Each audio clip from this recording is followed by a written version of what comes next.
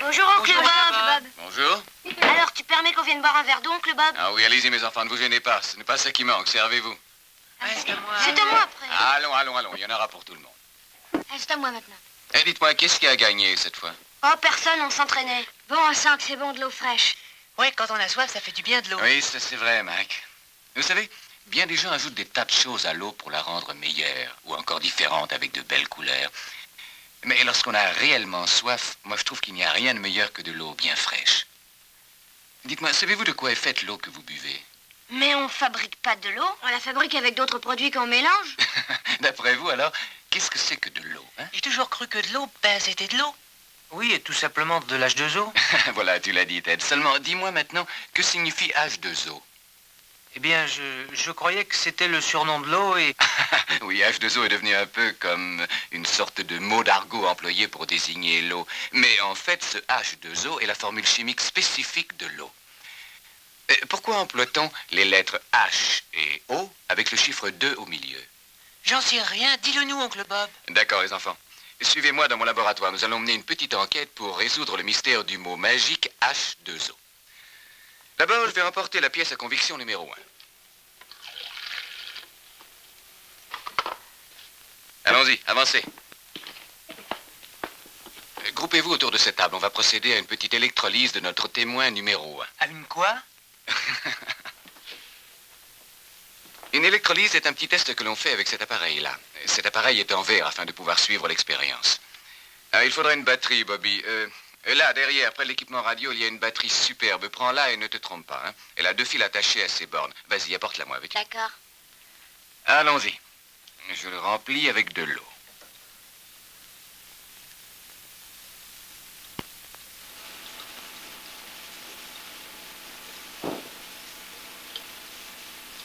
Là. C'est celle-là, oncle Bob? Oui, c'est ça, Bobby. Merci beaucoup. Voilà, donne-la moi. Faites bien attention, hein. Maintenant, vous allez observer très attentivement les 2 électrodes de platine qui se trouvent là. Soyez très attentifs, parce que lorsque je brancherai la batterie, le courant électrique va passer à travers l'eau. Voilà. Et vous remarquez tout de suite quelque chose de très particulier. Oh, ça fait des bulles. Oh, c'est vrai. Oui, regardez. Oui, c'est exact. De petites bulles commencent à se former. Mais d'où elles viennent? Ah, c'est l'un de ces mystérieux secrets de l'eau que nous allons bientôt découvrir. Vous notez que le niveau de l'eau a baissé dans les tubes. Ouais. Tandis que des bulles continuent à apparaître, l'eau, elle, disparaît. Eh bien, d'après vous, qu'est-ce que cela signifie? Cela va vraisemblablement vous surprendre, les enfants, mais lorsque le courant électrique passe à travers l'eau, cette dernière est séparée en 2 choses distinctes. Et ces 2 choses sont les 2 éléments de base. Ce qui revient à dire que l'eau est un élément naturel composé. Et c'est par électrolyse que nous arrivons à séparer ces produits, ces composants de l'eau qui sont 2 gaz. Et ce sont les bulles de l'un de ces gaz que l'on voit s'accumuler dans ce tube, tandis que des bulles de l'autre gaz se dégagent dans celui-ci. Et vous voyez aussi que cette eau n'est en réalité qu'une combinaison de 2 gaz différents très distincts.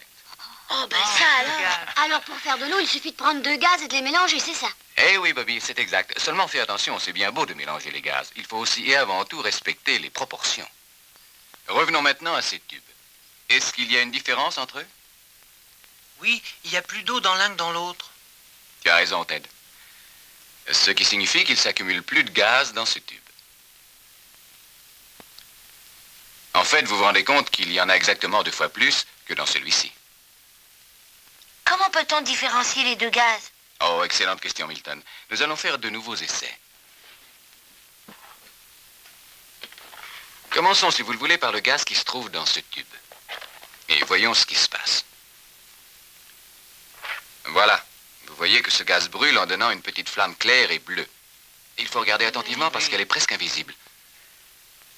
Et nous savons tous que l'hydrogène brûle en donnant une petite flamme presque invisible. Donc ce gaz est de l'hydrogène.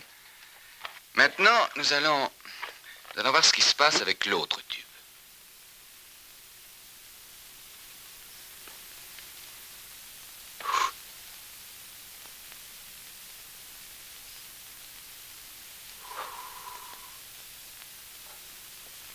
Voilà. Vous avez vu que la petite braise s'est enflammée et brûle très rapidement. Uh-huh. Et c'est parce que cette petite braise s'est trouvée en contact avec de l'oxygène. Disons que l'oxygène seul ne brûle pas, mais qu'il active la combustion des choses peu combustibles. Si nous récapitulons, ces petites expériences montrent que l'eau est composée de deux gaz, l'hydrogène et l'oxygène. Bon, maintenant,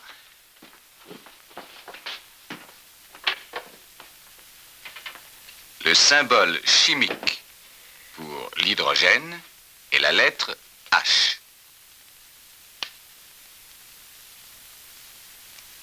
Et on représente l'oxygène par la lettre O.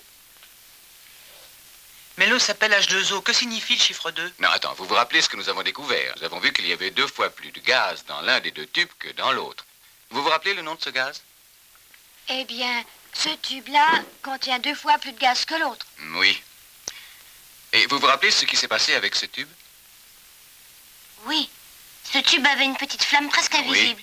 De l'hydrogène. De l'hydrogène, oui. Il y a 2 fois plus d'hydrogène que d'oxygène dans l'eau. Et pour représenter cette différence dans notre formule chimique, on a décidé d'employer le chiffre 2. H, 2, O. Ou, pour être plus clair, 2 parties d'hydrogène combinées avec une partie d'oxygène donnent cette merveilleuse substance que l'on appelle l'eau. Et comment que ça se fait qu'on utilise de l'eau pour éteindre le feu?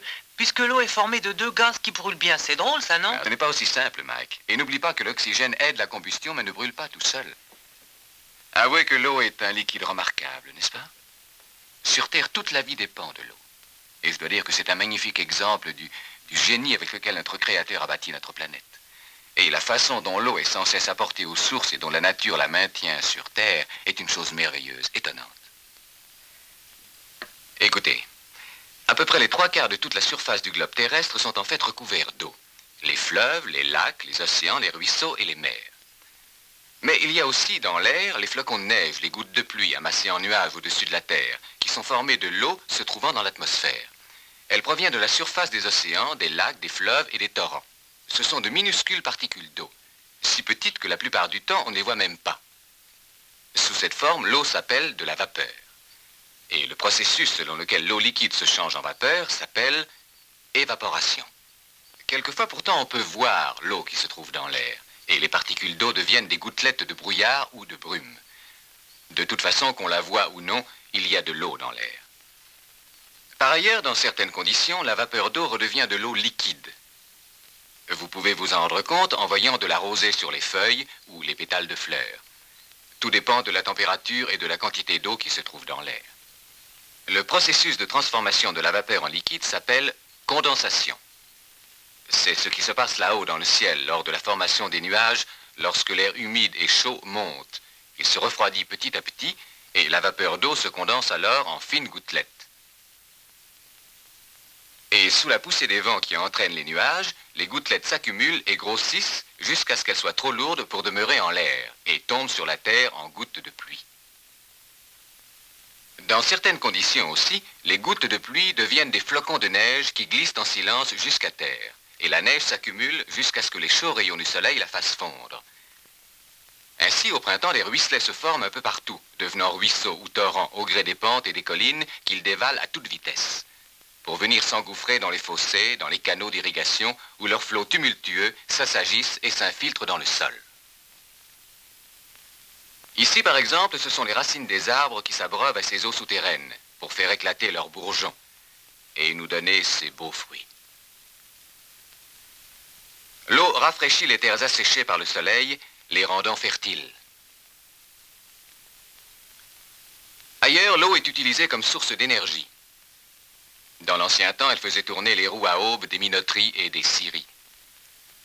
Aujourd'hui, des roues à aubes plus modernes ont remplacé leurs ancêtres, mais c'est toujours l'eau qui en est l'élément moteur. Ces turbines sont des générateurs qui transforment l'énergie hydraulique en énergie électrique. Et le long des câbles, cette formidable puissance est conduite là où l'homme en a besoin pour une multitude de travaux journaliers.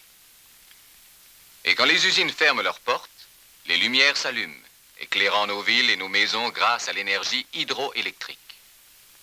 Tu sais, oncle Bob, c'est la première fois que je réalise l'importance de l'eau. Ouais, moi aussi. Avant, je la buvais, puis c'était tout. Oui, je le sais, la plupart d'entre nous ne pensent jamais à tout ce que représente cette eau que Dieu offre aux hommes qui vivent sur la terre.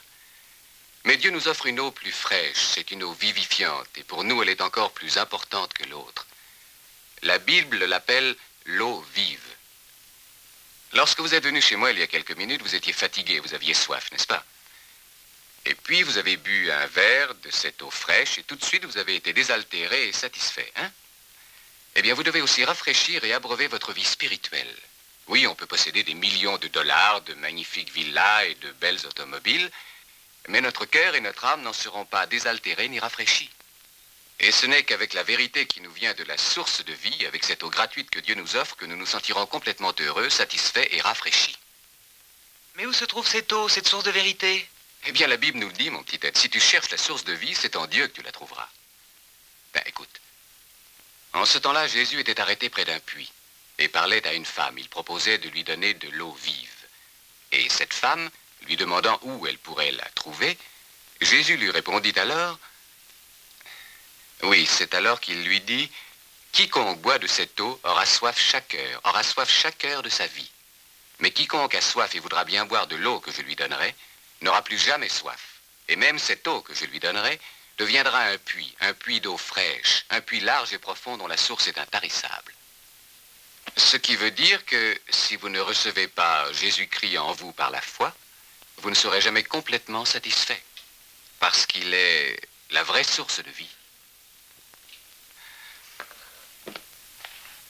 Et savez-vous, quand vous regardez, je ne peux m'empêcher de penser à une autre importante fonction de l'eau. Elle nettoie le corps.